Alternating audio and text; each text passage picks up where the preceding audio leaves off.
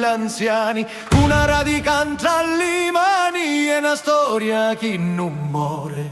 Bastoni, bastoni di antichi, romba forti tra i vinetti, passo lungo e